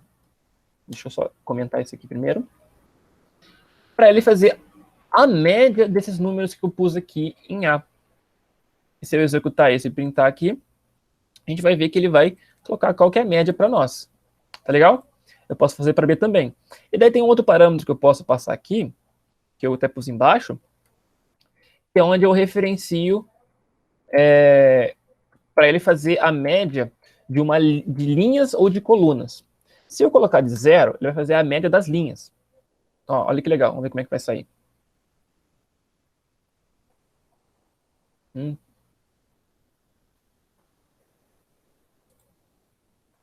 Ah lá. Então ele vai usar como parâmetro as linhas. Então, vamos entender o que ele fez aqui. Ele foi linha, linha, e ele somou aqui, ó. 1 mais 2, mais 0, 3. Tudo isso dividido por 3, 1. 2 mais 0 mais 2, 4. Dividido por 3, 1.3, né? Reticências. 3 mais 1 mais 3, bem, então aqui vai dar 7. Dividido por 3, 2.3, né? E assim por diante. Eu posso também colocar um aqui para ele fazer a média das minhas colunas. Então ele vai fazer por colunas dessa vez. Ele vai fazer aqui que 3 mais 2 mais 1 são 6. Dividido por 3, 2. E assim por diante. Dá para entender que ele vai fazer a média da seguinte forma. Tá legal? Isso é um recurso bem interessante que eu queria passar para vocês aí. Podemos também fazer a soma. E o Axios aqui também vai funcionar para isso aqui, tá bom? Então não demonstrei, mas a gente pode sim que ele vai funcionar. Se eu digitar só a soma, ele vai fazer a soma de tudo. E ele vai dar para mim que é 14. Legal? Eu não quis me estender muito aqui, mas, pessoal, existe muitas funções. Então, aqui, ó, olha o tanto de função que a gente tem. Eu até puxei isso aqui lá da documentação do NumPy. A gente vem aqui, ó, que a gente tem Sail, né, a gente tem Clip, a gente tem Conge, a gente tem várias. Diff, mínimo, vai pegar o valor mínimo. E a gente também tem aquelas que a gente faz a diferença entre média e mediana. Então, vocês podem aqui depois estar testando sort, arredondar. Então, assim, tem várias que estão tudo lá e depois vocês podem estar treinando, tá bom? Agora que eu vi aqui de floor, eu acho que eu pulei um tópico. Deixa eu dar uma olhada onde é que estava. Onde é que estava? Isso estava em aritmética? Não. Tinha um tópico que estava em algum lugar aqui que eu queria passar para vocês. Acho que está aqui. Está aqui. Legal. Bem, então agora que a gente terminou métodos estatísticos, eu vou para a última coisa que eu quero passar para vocês, que é funções universais. E para mim é a parte mais interessante aqui do nosso curso. Tá legal? Antes de eu entrar em funções universais, quero saber se alguém ficou com alguma dúvida referente a tudo que eu passei. Eu sei que tá maçante, eu sei que tá meio chato, mas acho que vai ser bem útil para bastante gente. Ô, Léo, o pessoal tá tranquilo. Legal. Eu imagino que é um curso específico, então eu imagino que normalmente não surjam muitas dúvidas. Mas quando vocês estiverem praticando e tiver alguma dúvida, vocês podem estar entrando em contato comigo, tá legal? Vamos lá então, vou começar agora a falar de funções universais através do NumPy. Novamente, vamos definir isso aqui, mas eu acredito, na verdade não vai ser necessário, tá bom? Aqui eu vou comentar. Tá. Bem, já são 3h30, eu ainda quero passar um desafio aqui também. Então, vou comentar sobre cada um. Mas o NumPy, ele tem muitas ferramentas, muitas funções que já são universais. E que a gente pode estar aplicando para os nossos vetores. Então, a gente pode pegar um vetor e passar esses vetores por várias funções, para a gente poder tratar esse sinal, tratar esses dados, né? A gente vai ter um curso ali de processamentos biomédicos com Python, que vai acontecer na quinta-feira, às 19 horas da noite, se não me engano, é isso mesmo. E tem como dependência saber, requisito, saber NumPy. Ele vai ser necessário também um pouco de Pandas e um pouco de SciPy também, e tudo isso a gente está passando aqui. Então fiquem atentos aí. E essas funções, ó, tem várias. Eu vou listar algumas e talvez algumas eu mostre aqui para vocês. Primeiro que eu vou mostrar então para vocês aqui, ó, na verdade eu deixei ele separado ali. É o ABS. O ABS é para você pegar o valor absoluto de algum vetor, tá bom? Ele é muito útil para quando você tem um número complexo, você quer pegar o absoluto do número complexo, ou quando você tem um número flutuante, você quer pegar aí o absoluto dele, ou você tem um número inteiro, que às vezes é negativo, e você quer pegar o absoluto dele. Então é justamente isso, pegar o valor absoluto daquele número. Seria a dimensão, o tamanho dele, né? Quando você trata de um vetor, a gente está tratando da propriedade, da ordem de grandeza, o tamanho desse vetor, né?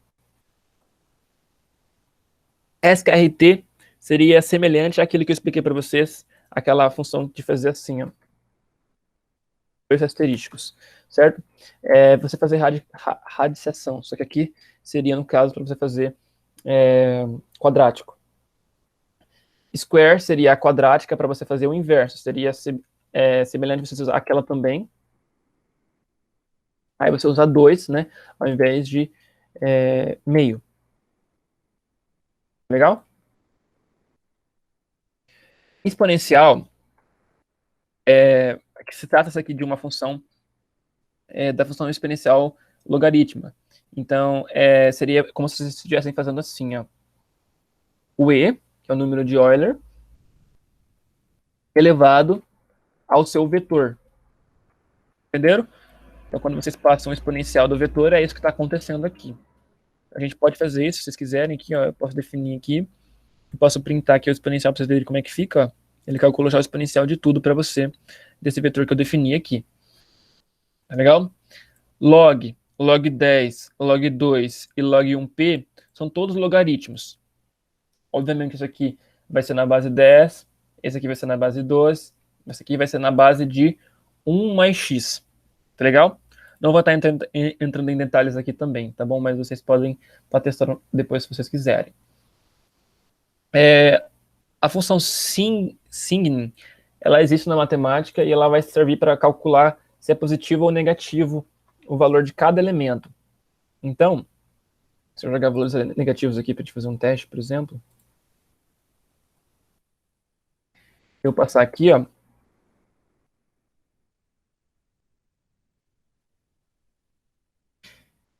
Ah, tá. Eu teria que rodar isso aqui de novo. Perdão. Olha lá, ele vai retornar 1. Aqui talvez seja de versão diferente. A documentação falava para mim que era 0. Ou eu escrevi errado mesmo, mas eu jurava que era 0. Mas não faz sentido, acho que eu li errado mesmo, pessoal. Eu realmente escrevi errado aqui. Eu jurava que era 0, mas não faz sentido ser 0. Realmente ele vai retornar 1 e menos 1 para cada valor, tá ok? E daqui a gente vai ter algumas tipo de arredondamento de dados, tá? O Sale, ele vai arredondar para o teto. Ou seja, o teto seria arredondamento para cima, que a gente conhece. O floor seria para baixo. A gente pode até testar aqui, ó, floor. Ele vai cair para 1 e aqui vai ficar tudo 0. Porque aqui, ó, é 1.2 e aqui é tudo 0.2. Então ele vai arredondar para baixo. Ou seja, vai pegar 0. Se eu usar o sail, ele vai fazer arredondamento para cima. Então, ó, já vai cair aqui para 2 e aqui vai cair para 1. Né? Aqui ficou menos 0, bem legal, né? Menos 0. Vamos continuar então. Aqui nós temos o hint, que ele vai arredondar para o elemento, para o inteiro mais próximo. Então, isso aqui seria o que a gente faz na matemática mesmo. Vai depender lá se ele é 2.4 ou 2.6, daí ele vai arredondar para 3, ou então para 1, 2, aliás, perdão, respectivamente. Daí nós temos também outras funções aqui que eu não vou estar comentando, tá bom? Mas tem o modf, modify, que ele vai servir para... Ele vai devolver as partes fracionárias inteira, ele vai quebrar essa parte de um array.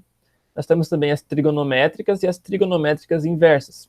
Eu poderia pegar aqui, por exemplo, o cosseno desse meu vetor para vai sair o resultado aqui. Tá legal? A última coisa que eu quero ensinar para vocês, então, antes de a gente finalizar essa parte do nosso curso mais teórica, é a aplicação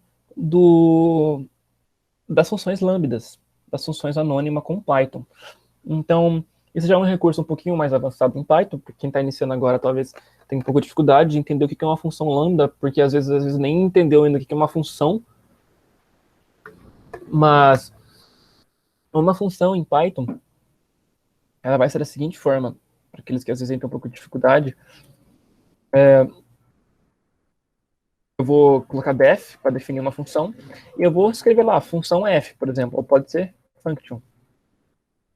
E daí aqui eu vou passar um parâmetro. Então, posso passar o próprio vetor, por exemplo. E daí, o que eu faço? Eu posso falar que ele... Eu posso retornar aqui, ó. Return. Ele vai receber ele mais ele mesmo. Né? Ou então ele multiplicado por 3. Legal? E quando eu passar por function, assim, aqui eu mostrei funções universais. Aqui se trata da gente criar a nossa própria função. Entendeu? A gente pode criar a função que a gente quiser. A gente pode definir um modelo matemático, ou que a gente aprendeu lá na nossa graduação, alguma função de algum parâmetro, de alguma técnica, de algum estudo. E daí a gente pode referenciar essa função aqui no nosso código NumPy e processar usando NumPy essa nossa função para ver os valores, ao invés de a gente fazer cálculo manual. Então aqui, ó, eu criei essa função aqui, e se eu passar a minha matriz A, eu vou conseguir ver o resultado. Olha lá, ele multiplicou por 3 tudo. Ou seja, isso aqui vocês podem até estar esquecendo, finge que isso aqui não existe. Toda vez que eu passar A por função, por function, né, por essa propriedade, ele vai multiplicar por 3. Tá? Isso aqui é Python básico. Tá? Entendendo isso, quando vocês conseguem compreender isso, fica fácil de vocês entenderem o que é uma função anônima. A função anônima é semelhante a isso, mas a sintaxe dela é a seguinte: você vai definir a função, você vai atribuir essa função dentro de uma variável. Certo?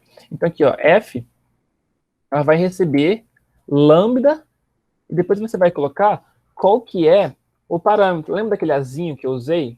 Então você vai usar aqui qual é o parâmetro. Qual que vai ser a variável simbólica que você vai usar, como se você estivesse criando um simbolismo para x. Agora x vai simbolizar o parâmetro da sua função. Então a função é, 2 pontos, x vezes 3. Legal. Agora que f está definido, isso é uma função anônima. Então agora eu posso chamar f de a. E vai dar f de a. Eu posso colocar aqui outra coisa, se eu quiser. Eu posso colocar, por exemplo, np, ou seja, o cosseno da função. E tudo isso ao quadrado. Legal?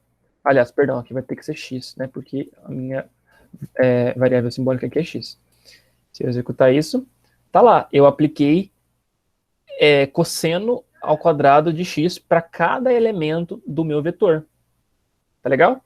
Então, assim, a gente finaliza essa parte aqui de funções universais e de você criar sua própria função para você trabalhar com NumPy. Creio eu que eu terminei todo o conteúdo que eu queria passar aqui para vocês.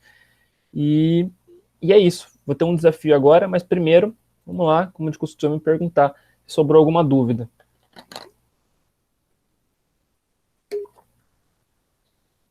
Tudo certo, então? Legal. Certo, tudo certo. Pessoal, agora então vou passar um desafio aqui para vocês. E o desafio é o seguinte, ó.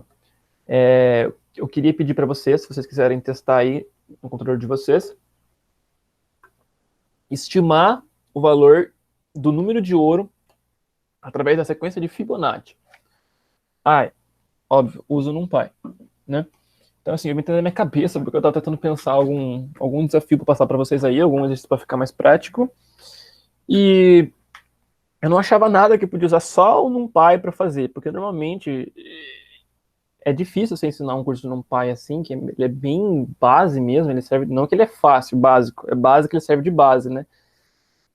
E daí eu queria usar pandas, mas como eu ensinar pandas, eu não ensinei NumPy, e, e daí, como é que eu vou usar pandas aqui para mostrar uma coisa mais legal? Então, para deixar um pouco mais ilustrativo, eu quis trazer um desafio aí mais matemático, e daí a ideia que eu tive foi trazer isso, né? Então vamos lá. O que seria o Fibonacci? A sequência de Fibonacci é uma sequência escrita por Leonardo Fibonacci, pela qual ele começa com zero, então ele vai zero, né?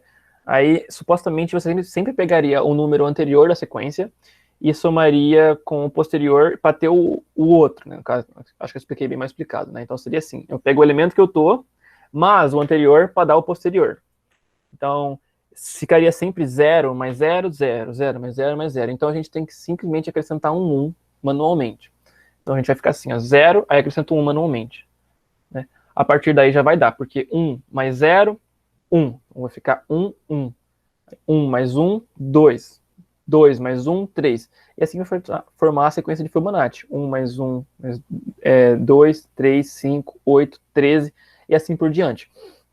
Aí, se você fazer esse formato de quadrado e fazer uma espiral, acho que todo mundo está por dentro. A gente cria a espiral de Fibonacci. Ela está presente aí também no binômio de Newton, enfim, um monte de lugar aí. Na natureza, nas árvores crescem, algumas árvores crescem aí seguindo a sequência de Fibonacci. A nossa proporção do nosso corpo muitas vezes segue a proporção de Fibonacci, tá? E como que a gente consegue pegar o número de ouro de Fibonacci? Através da sequência dele. Então, assim, uma coisa bem interessante que tem várias formas de fazer isso, né? Mas a forma que eu pensei que é a seguinte: se você pegar um número de Fibonacci, por exemplo, aqui o 21, e você dividir pelo 13, você vai ter uma aproximação aí para o número de ouro de Fibonacci, tá? Se você pegar o número 13 e dividir por 8, você também vai ter uma outra aproximação. E quanto maior o número que você tiver na escala de sequência de Fibonacci, você vai ter uma maior aproximação desse número de ouro. Vamos ver qual que é o número de ouro de Fibonacci.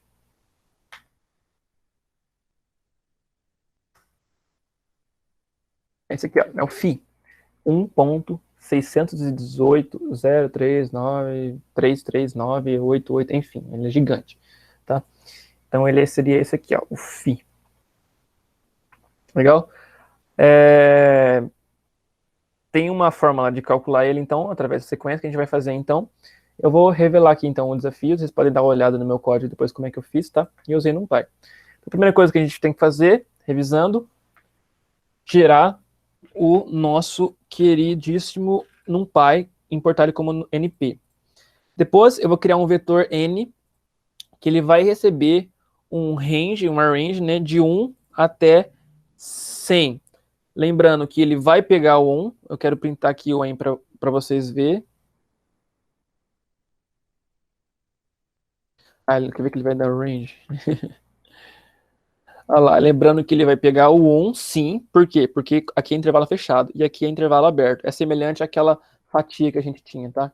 A fatia nua também, né? Então ele não vai pegar o 100 porque é intervalo aberto. Então ele vai pegar de 1 até o 99. Tá? Vocês podem interpretar da seguinte forma também. Começa do 1 e eu quero 100 elementos. Né? Então 1 até o 99. Vou ter 100 elementos aí. Tá ok. Beleza. Eu trapaceei, tem uma forma melhor de você escrever a sequência de Fibonacci, né? A gente podia fazer um vetor que ele recebia a sequência de Fibonacci, mas eu dei uma trapaceada que eu pesquisei, tem uma equação, que é a equação de Binet, e ele tem várias... Peraí, deixa eu voltar aqui. Ctrl MZ. Equação de Binet.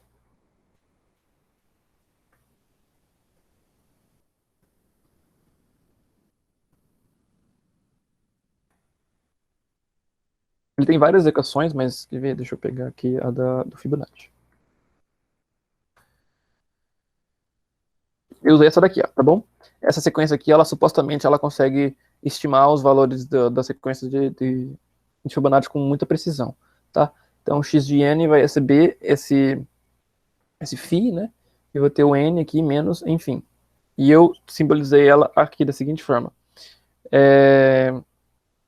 Bem, você está usando o φ, então aqui é bem tosco o que eu fiz aqui. Vocês podem fazer de um jeito mais inteligente aqui. Vocês podem gerar a sequência de forma original, né? Eu burlei aqui, eu já coloquei a própria definição do número de ouro aqui, que se eu realmente fazer 1 mais raiz de 5 dividido por 2, eu já vou ter o número de ouro em si, né? Mas não é assim que eu quis fazer usando a sequência, né? Então vamos lá. Eu gero o próprio φ, né? O próprio número de ouro, gero a raiz de 5, e daí eu passo por essa equação aqui, assim eu consigo obter o Fibonacci. Se eu pintar aqui Fibonacci... Não, eu quero deixar claro para vocês que... Tá certo. Isso aqui é uma função. Então, se eu digitar Fibonacci... Olha lá, não vai ficar legal. Então eu preciso passar Fibonacci de n. Ué? Deixa eu ver um negócio aqui.